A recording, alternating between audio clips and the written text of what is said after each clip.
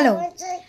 তো আজকে আমি স্টার্ট করব আমার ছেলের সাথে কিছু প্রি নার্সারি স্কিলস, যেটা একটা বাচ্চা নার্সারিতে যখনও ভর্তি হচ্ছে বা নার্সারিতে যখনও কোনো বাচ্চাকে আপনি অ্যাডমিশন করছেন, বা ধরুন আপনি অ্যাডমিশন করেননি কিন্তু তাকে আপনি অভ্যস্ত করাতে চাইছেন বাড়িতে পড়তে বসানোর জন্য।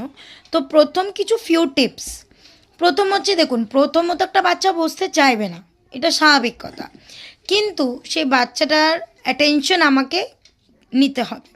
তো প্রথম হচ্ছে, একটা বাচ্চাকে যদি আপনি বলেন এটা লেখ, অবভিয়াসলি সে পারবে না লিখতে, কিন্তু তাকে যদি আমি পিকচার টক, একটা মেথড আছে, আপনি যদি তাকে কোনো ছবি দেখান বা কোনো বই থেকেই কোনো নর্মাল যে কোনো একটা একদম প্রি নার্সারি লেভেলের কোনো পিকচার বুক আপনি কিনলেন বা সেখান থেকে আপনি তাকে দেখালেন, চেনালেন, ওইতে বাচ্চার গ্রাস্পিং পাওয়ার প্রচুর প্রচুর প্রচুর ভালো হয়। মানে ও গ্রাস্প করতে শিখবে, ও বুঝবে যে আমি এখানে কী করছি, এই পিকচারে কী করছে, ওর অ্যাটেনশনটা আসবে আস্তে আস্তে। তো আমি আমার ছেলেকে দিয়েই কিছুটা স্টার্ট করছি, তো আমি শেয়ার করবো সেটা, টক করবো, তাই তো?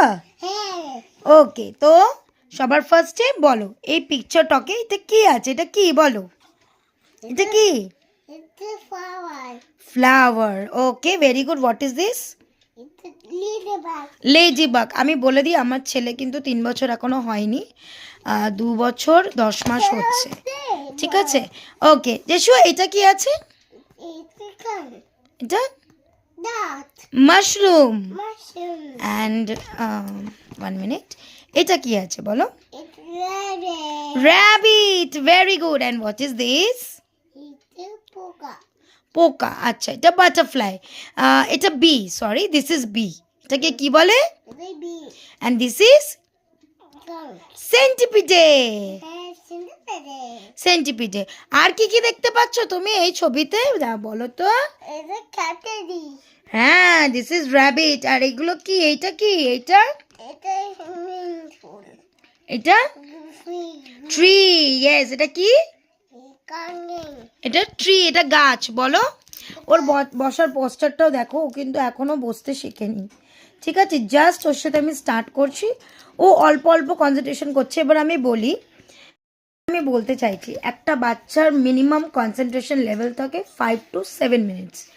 এর থেকে বেশি একটা বাচ্চার কনসেন্ট্রেশন লেভেল থাকে না, কারণ যেহেতু অনেক শিশু, ওর কনসেন্ট্রেশন লেভেলটা থাকবে না অতক্ষণ যে কন্টিনিউস আমাকে পড়িয়ে যাব বা কন্টিনিউস আমাকে লিখে যাব।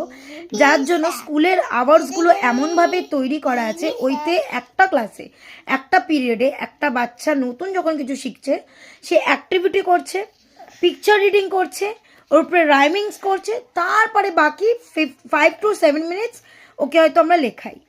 তো সেম ওয়ে বাবুকে এটা করালাম। এবার কিছুক্ষণ পরে আমাকে স্ক্রিবলিং করাবো। ও স্ক্রিবলিং করছে, ওকে ওর মতোই স্ক্রিবলিং করতে দেওয়া হবে। হতে পারে যে আমরা ভাবছি বইটা নোংরা করছে বা কিছু, কিন্তু এটা একটা রাইটিং প্রসেস। প্রথমে রাইটিং প্রসেসই হচ্ছে একটা শিশুকে স্ক্রিবলিং করানো। ও যাই হিজিবিজি লিখুক, সেটাই হচ্ছে ওর ফার্স্ট রাইটিং প্রসেস। একটা প্রথম দিনে কিন্তু বাচ্চা গোল করে লিখতে শিখবে না, ও যেরকম পারবে ও সেরকম করবে। And this is a first process for a child to write. আশা করি ভালো লাগলো। Thank you. पापा का पैसा गोल गोल, दादी का चश्मा गोल गोल, मैं भी गोल, तू भी गोल, सारी दुनिया गोल मटोल। यस, আবার করব। अच्छा, आलू का चालू बेटा कहाँ गए थे, बैगन की टोकरी में सो रहे थे, बैगन ने लात मारा, रो रहे थे, मम्मी ने प्यार किया थे, पापा ने पैसे दिए रहे थे, भैया ने लड्डू दिए खा रहे थे। Very good. हाथ ताली दाओ, हाथ ताली दाओ। Very good.